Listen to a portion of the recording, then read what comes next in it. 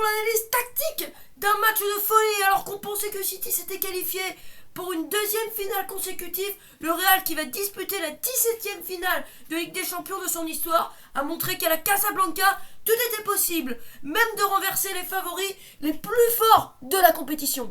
Ce Madrid peut paraître vieillissant en regardant l'effectif, trop dépendant de Karim Benzema, par sa finition, par sa manière de faire briller les autres joueurs en libérant des espaces, ou même en laissant l'axe, ou même en les lançant en profondeur. Mais l'équipe de la capitale espagnole a montré, comme le dit Luka Modric, de la qualité, du caractère et de l'histoire.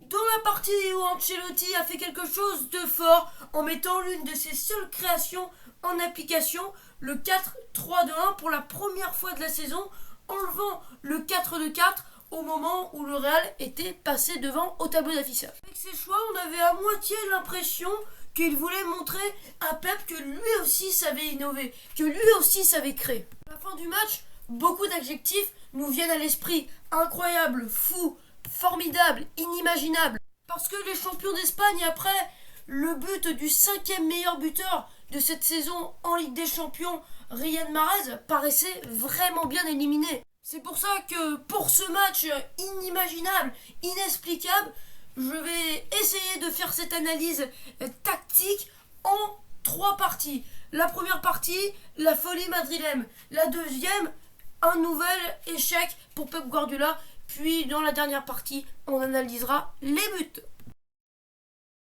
Je le répète, on n'aura pas de finale 100% club britannique, mais on va quand même se régaler. Sans crème anglaise, je rigole, cesse de plaisanterie. On aura le Real de Madrid face à Liverpool le 28 mai à Saint-Denis. L'analyse, c'est tout de suite, c'est maintenant, c'est parti! Le Real joue avec un 4-4-2 particulier comme l'Olympique de Marseille face à Galatasaray, composé de 4 milieux de terrain, Casemiro, Toni Kroos, Federico Valverde et Luka Modric. Celui-ci se repliait en quête de 3-1 avec le joueur évolué en sélection depuis 2006 sur la sentinelle adverse et avec le ballon, un schéma peu réputé et connu était visible. Le 4-2-2-2 utilisé par le Brésil en 1982 qui se transformait en 2-2-6 en phase offensive.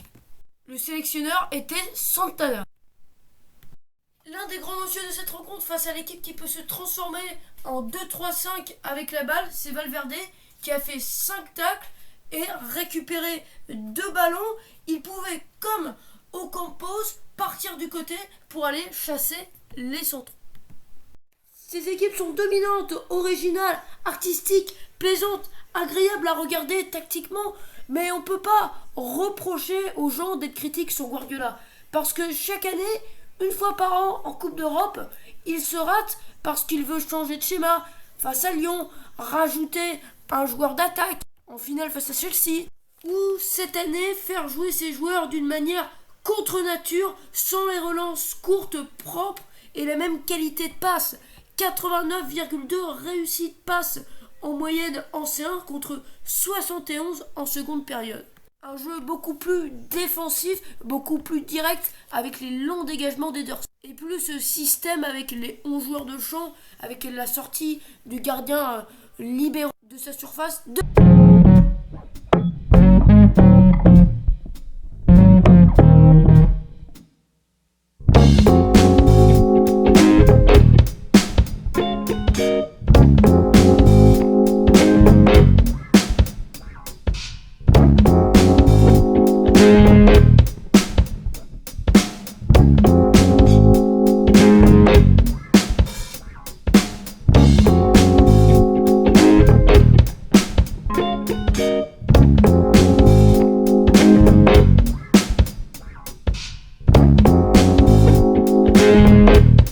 Thank you.